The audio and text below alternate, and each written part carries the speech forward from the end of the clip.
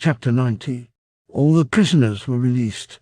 Young Fang and his sons were rewarded with ranks, and his people were given presents.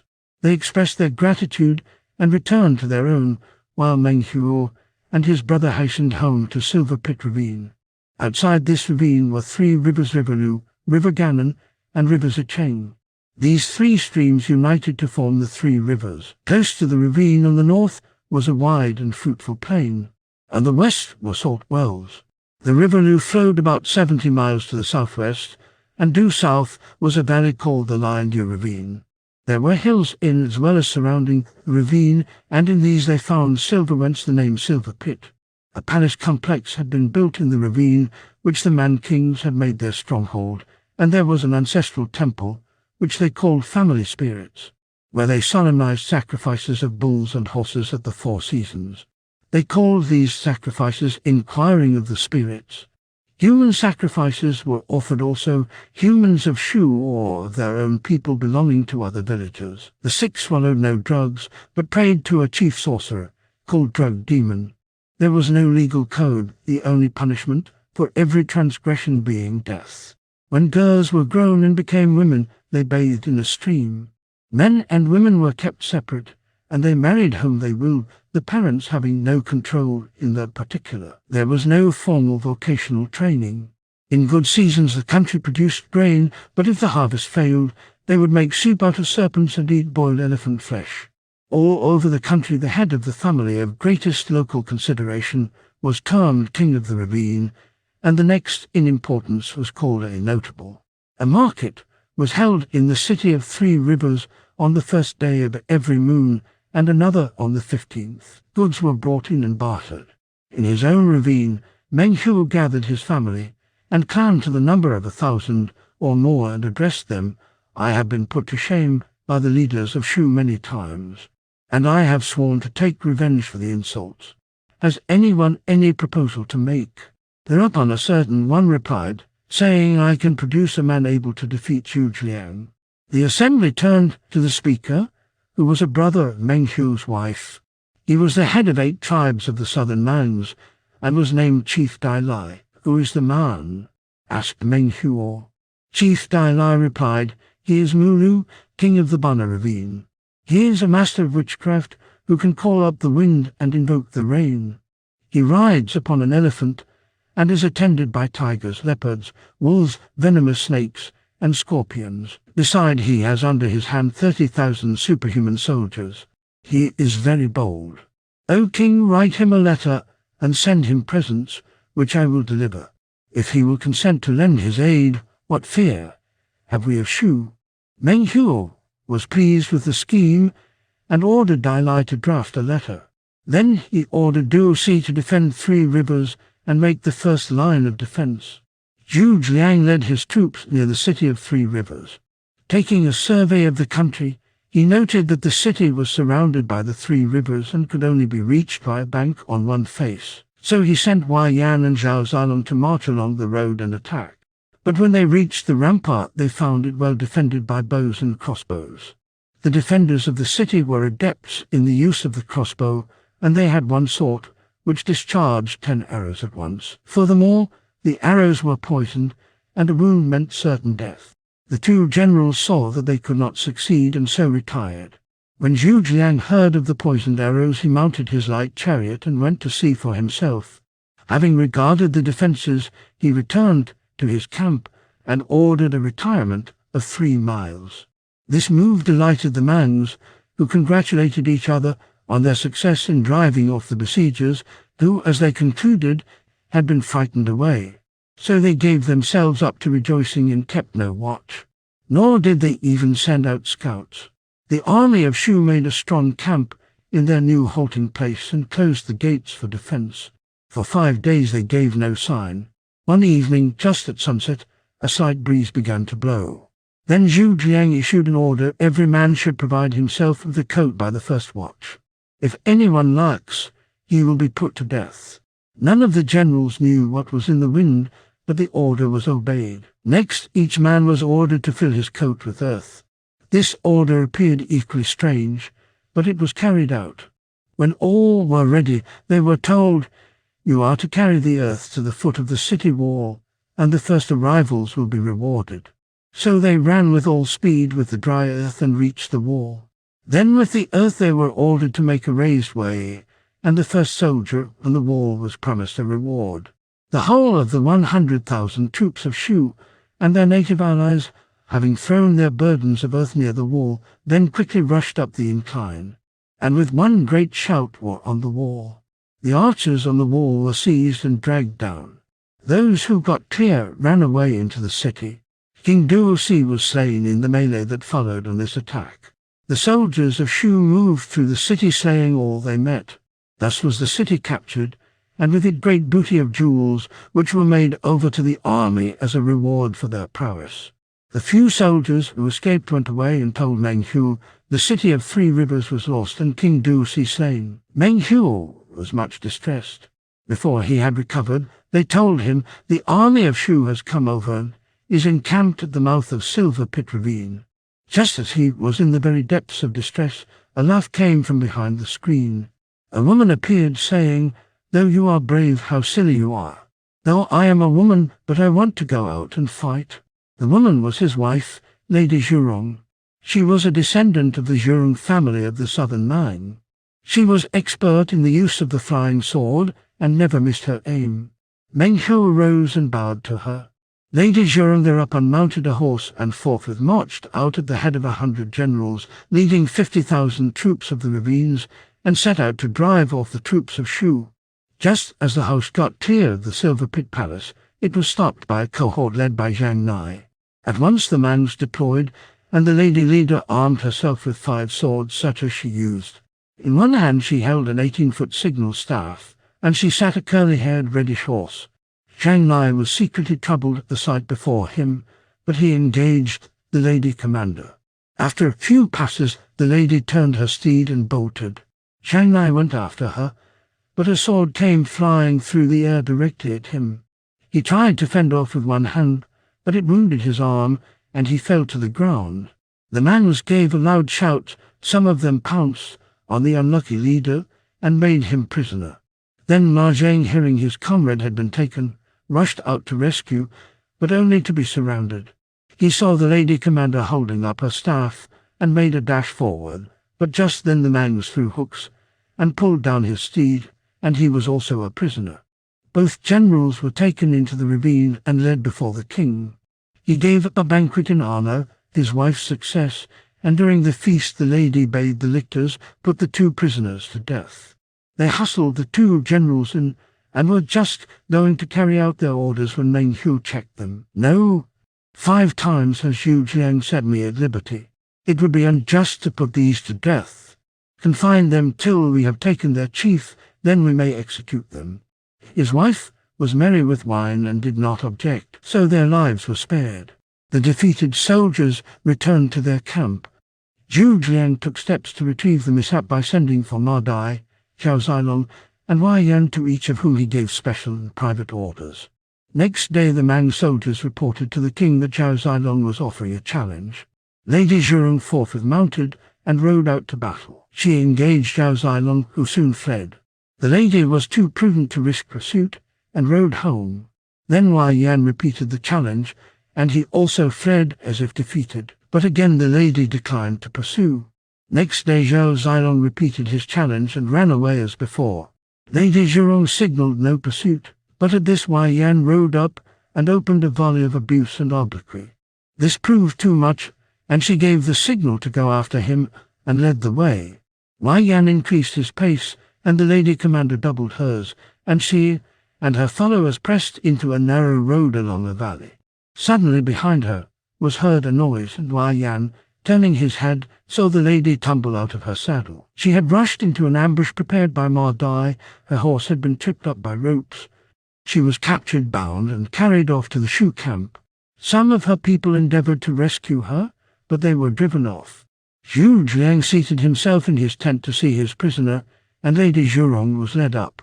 He bade them remove her bonds, and she was conducted to another tent where wine was laid before her. Then a message was sent to Meng Huo to say that she would be exchanged for the 2 captive leaders. The king agreed, and Ma Zheng and Zhang Nai were set free. As soon as they arrived, the lady was escorted by Zhu Liang himself to the mouth of the ravine, where Meng Huo welcomed her both gladly and angrily. Then they told Meng Huo of the coming of the king of the Bana ravine, and he went out to meet Mulu. Mulu rode up on his white elephant dressed in silks, and with many gold and pearl ornaments.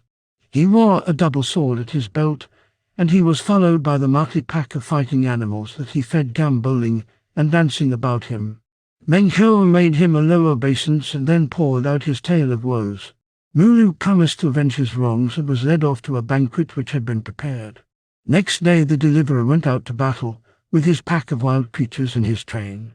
Zhao Zilong and his colleague Wei Yan quickly made the array of footmen, and then took their station in front side by side, and studied their opponents. The Mang banners and weapons were all extraordinary. Most of the warriors wore no armor, and none wore any clothing. Their faces were sunburned. They carried 4 sharp-pointed knives in their belts. Signals were not given by drum or trumpet, but by gong. King Mulu had 2 swords in his belt and carried a handbell. He urged his white elephant forward and emerged from between his flags. "We have spent all our life in the battlefields, but we have never seen the like of this before," said Zhao Zilong. As they talked to one another, they noticed that the opposing leader was mumbling something that might be a spell or a curse, and from time to time he rang his bell. Then suddenly the wind got up, stones began to roll and sand to fly, and there was a sound as of a heavy shower of rain. Next a horn rang out, and thereupon the tigers and the leopards and the wolves and the serpents and all the other wild beasts came down on the wind, snapping and clawing. How could the soldiers of Shu stand such a thing as that? So they retreated, and the Mangs came after them fiercely, chasing and slaying their enemies as far as the city of 3 rivers. Zhao Zilong and Wei Yan mustered their defeated troops and went to their leader to confess their failure. Zhu Liang, however, was neither angry nor dejected. "The fault is not yours," he said. "Long ago, when I was still in my rustic hut, I knew the Mangs possessed certain powers over beasts, and I provided against this adventure before we left Shu. You will find 20 big sealed cots in the baggage train. We will use half of them now." He bade his staff bring forward 10 of the red box cots. The other 10 black cots were left untouched. They all wondered what would happen. Then the carts were opened, and they turned out to be carved and coloured models of huge wild beasts with coats of worsted teeth and claws of steel. Each could accommodate 10 people. Choosing 100 beasts, he told off 1,000 troops and bade them stuff the mouths of the beasts full of inflammables. Next day the army of Shu marched out to the attack, and were arrayed at the entrance to the Silver Pit ravine. The Mang soldiers went into the ravine and told their king. Mulu, thinking himself perfectly invincible, did not hesitate, but marched out, taking Meng Huo with him. Zhu Liang, dressed in the simple robe of a Taoist, went out in his light chariot. In his hand he held a feather fan. Meng Huo, who recognized his enemy, pointed him out to Mulu. "That is Zhu Liang in that small chariot. If we can only capture him, our task is done." Then Mulu began to mutter his spells and to ring his bell. As before, the wind got up and blew with violence, and the wild beasts came on. But at a wave of the simple feather fan, lo! The wind turned and blew the other way. Then from out of the host of Shu there burst the horrible wild beasts. The real wild beasts of the man saw rushing down upon them huge creatures, whose mouths vomited flames and whose nostrils breathed out black smoke. They came along with jingling bells, snapping and clawing, and the real beasts turned tail and fled in among the host of their own side, trampling them down as they sped. Zhu Liang gave the signal for a general onset, and his troops rushed forward with beating drums and blaring trumpets. Mulu was killed in the melee. Meng Huo's whole clan fled in panic and tore up among the hills out of the way, and thus the Silver Pit ravine was taken. Next day, Zhu Liang was telling off parties to search for and capture the king. It was announced that the brother-in-law of Meng Huo, Chief Dai Lai, having vainly tried to persuade the king to yield, had made prisoners of him and his wife and all his clan, and were bringing them to Zhu Liang. Hearing this, Zhang Nai and Ma Zheng were called and received certain orders, upon which they hid themselves in the wings of the tent with a large body of sturdy warriors. This done, Zhu Liang ordered the keepers to open the gates, and in came Chief Dai Lai with Meng Huo and his people in custody. As Dai Lai bowed at the entrance of the hall, Zhu Jian called out, "Let my strong captors appear." At once out came the hidden men, and every two of them laid hands upon a prisoner and bound him. "Did you think our paltry ruse would deceive me?" said Zhu Jiang. "Here you are a second time captured by your own people and brought before me that you might surrender. The first time I did not hurt you, but now I firmly believe this surrender is part of a plot to kill me." Then he called out to his guards to search the prisoners. They did so, and on every man they found a sharp knife. "Did you not say that if your family were taken prisoners you would yield?" "How now?" said Zhu Jian. "We have come of our own will and at the risk of our lives. The credit is not yours." "Still I refuse to yield," replied Meng Huo. "This is the 6th time I have captured you, and yet you are obstinate. What do you expect? If you take me a 7th time, then I will turn to you and never rebel again." "Well, your stronghold is now destroyed. What have I to fear?" said Zhu Jiang. He ordered the bonds to be loosed, saying, "If you are caught again and lie to me once more, I shall certainly not be inclined to let you off."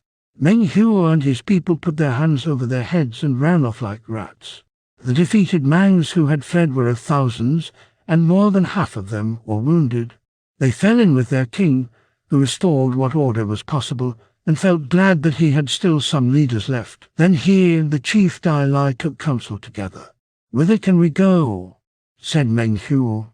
"Our stronghold is in the hands of the enemy." Dai Lai replied, "There is but one country that can overcome these troops. That is the Wugyu kingdom. It lies 200 miles to the southeast. The king of that state is named Rutugu. He is a giant of 12 spans. He does not eat grain but lives on serpents and venomous beasts. He wears scaly armor which is impenetrable to swords and arrows. His warriors wear rattan armor. This rattan grows in gullies climbing over rocks and walls. The inhabitants cut the rattans and steep them in ore for half a year. Then they are dried in the sun. When dry they are steeped again, and so on many times. Then they are plated into helmets and armor. Clad in this, the men float across rivers, and it does not get wet. No weapon can penetrate it. The soldiers are called the Rattan Army. You may seek aid from this king, and with his help you can take Zhu Jiang as easily as a sharp knife cleaves a bamboo." Meng Huo went to the Wugyu kingdom and saw the king. "The people of this country do not live in houses, but dwell in caves." Meng Huo told the story of his woes, and King Rutugu said, "I shall muster all my men to avenge you." Meng Huo bowed low and expressed great gratitude. Rutugu called up 2 generals named Zainai and Tuan and gave them 30,000 of the rattan-armored soldiers and bade them march northeast. They came to a river called the River of Peach Flowers, on both banks of which grow many peach trees. Year after year the leaves of these trees fall into the river and render it poisonous to all but the natives. But to the natives it is a stimulant which doubles their vigor. They camped on the bank of this river to await the coming of the army of Shu. Now Zhu Jiang was informed of the journey of Meng Huo and its results, and he knew the rattan-clad army camped at the ford. He also knew that Meng Huo had collected all the soldiers of his own that he could help. Zhu Jiang at once marched to the ford. He questioned the natives, and they told him that the peach leaves were falling and the water of the river was undrinkable. So he retired 2 miles and camped. Only Wai Yan was left to hold the bank of the River of Peach Flowers. Next day Rutugu led the Wugyu warriors across the stream, and with a rolling of drums Wai Yan went out to meet them. The Wugyu men poured forth. The soldiers of Shu shot at them, but neither arrows nor bolts penetrated their armors. They rolled off harmless. Nor could swords cut or spears enter. The enemy, thus protected and armed with big swords and prongs, were too much for the troops of Shu, who had to run away. However, they were not pursued. When on the retreat they came to the Peach Flowers ford, they saw the Mangs crossing as if walking on the water.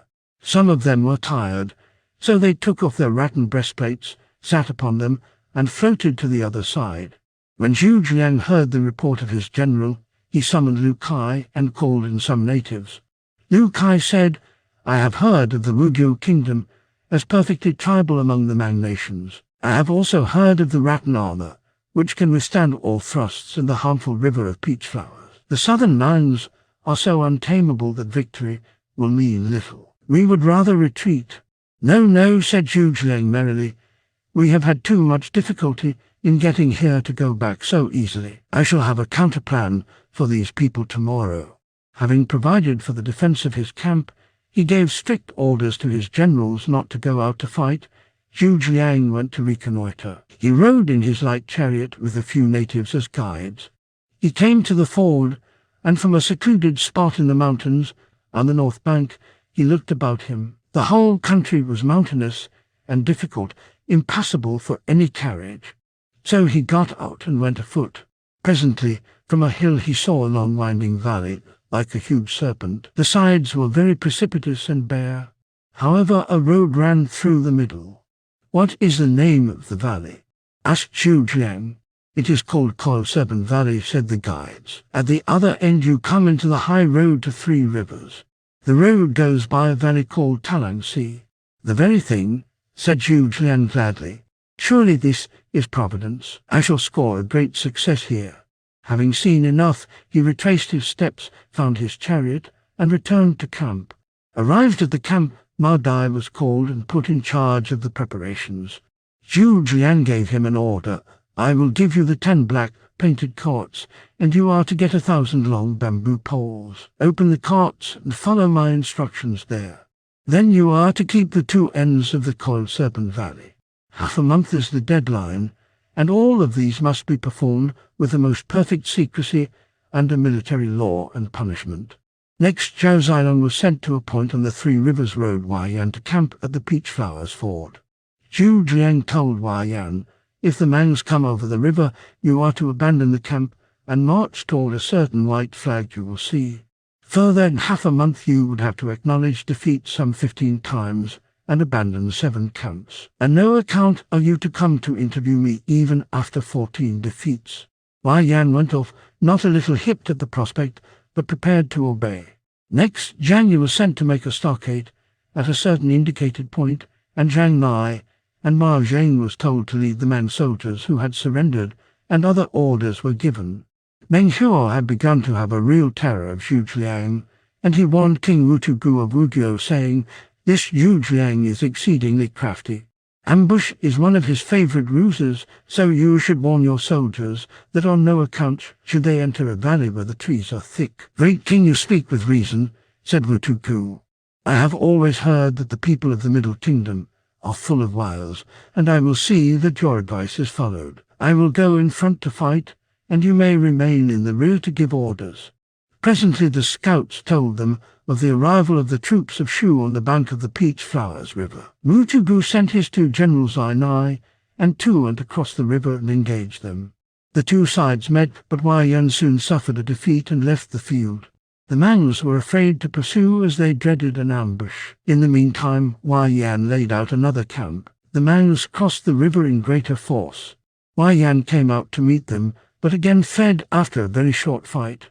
This time the Mangs pursued, but having lost their hold of the enemy after 3 miles, and coming then to the late camp of the Shu army, which seemed quite safe, they occupied it. Next day Zainai and Tuan asked their king Wutugu to come to the camp, and they reported what had happened. Wutugu decided to make a general advance to drive the troops of Shu before him. They fled, even casting aside their breastplates and throwing away their arms. They were in such haste to flee, and the troops of Shu went toward a white flag that appeared in the distance. They found a camp already made, which they occupied. Soon, however, Wutugu came near, and as he pressed forward, Huaiyan abandoned this camp and fled. When the Mangs reached the camp, they took up quarters therein. Soon after they set out to renew the pursuit, but Huaiyan turned back and checked them. This was only a temporary check, for he fled after 3 encounters, going toward a white flag in the distance. This sort of thing continued daily until the soldiers of Shu had been defeated and driven out of the field 15 times, and had abandoned their camp on 7 different occasions.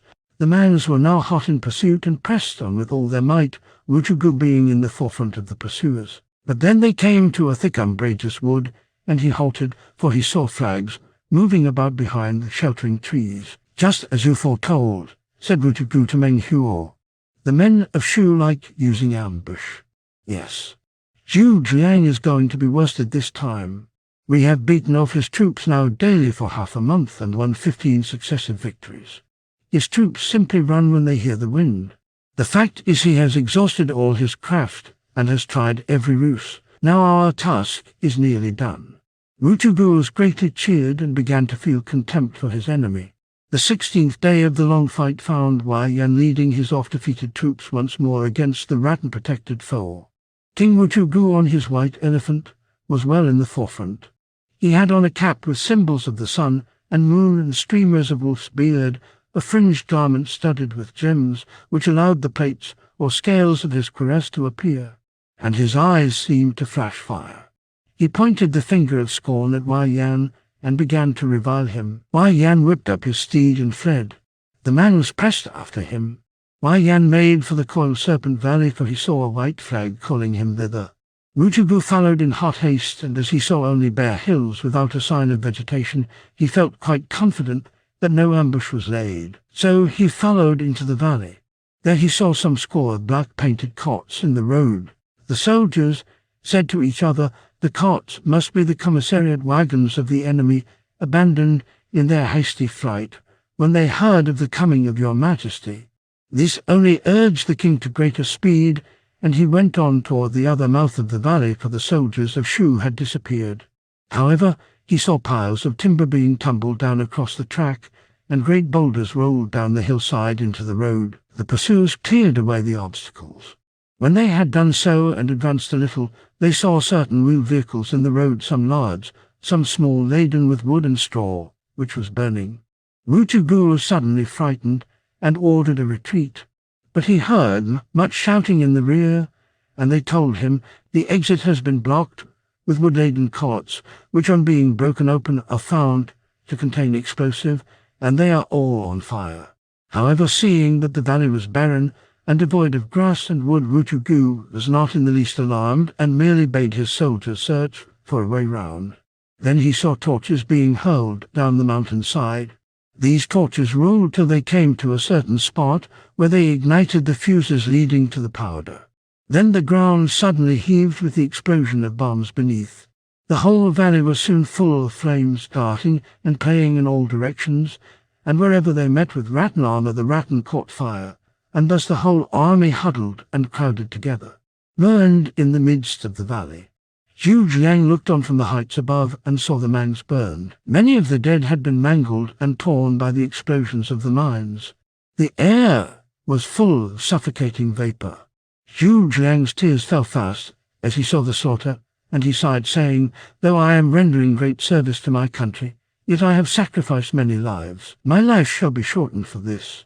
Those who were with him were also deeply affected. King Meng Huo was in his camp awaiting news of success when he saw a crowd of Mang soldiers come along, and they bowed before him and told him, "King Rutugu is fighting a great battle and is about to surround Zhu Jiang in the valley of the Coiled Serpent, but he needs help. We are the natives of the local ravines, and we ourselves had no alternative when we yielded to Shu. But now we have returned to your allegiance and are willing to come to help your majesty."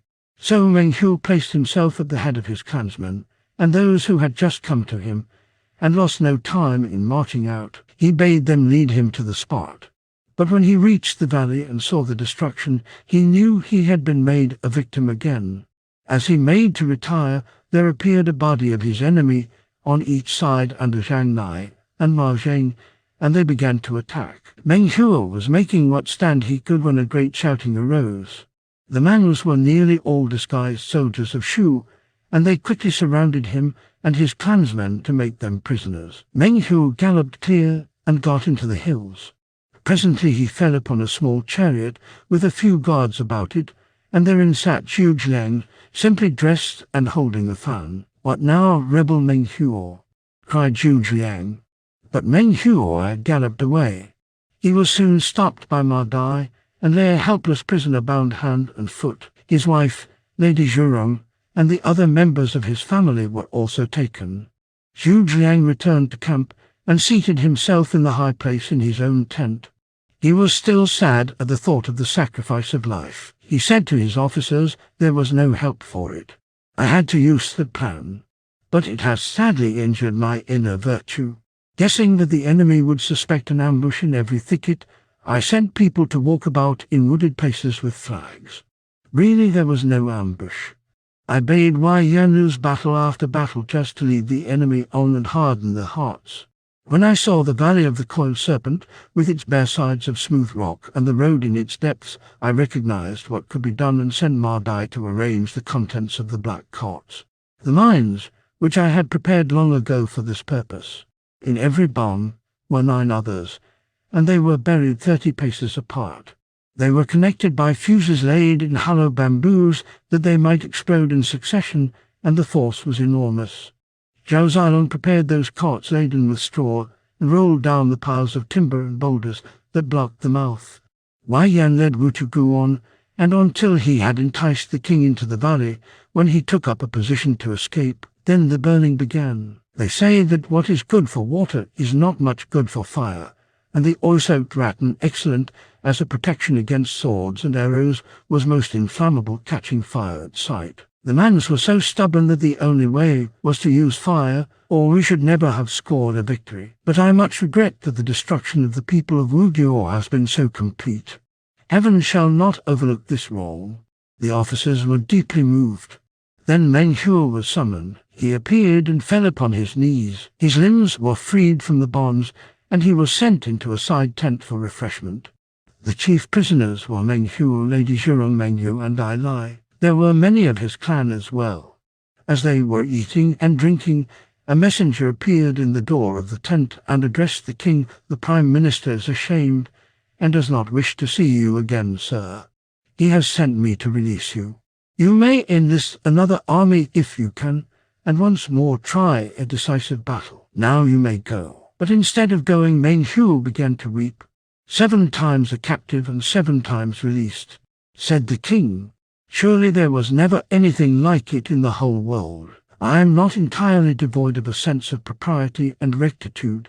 Does he think that I feel no shame?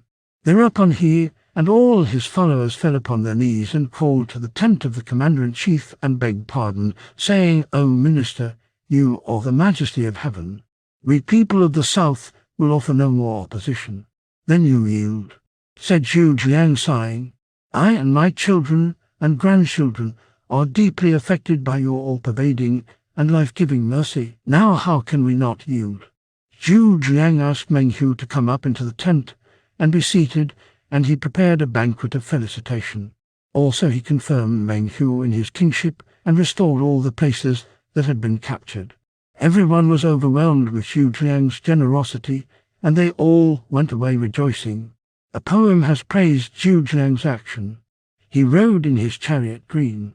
In his hand just a feather fan. 7 times he released a king, as part of his conquering plan, having chosen a beautiful spot where the valleys debouch from the plain, lest his kindness should ever be forgot. The vanquished erected a fane.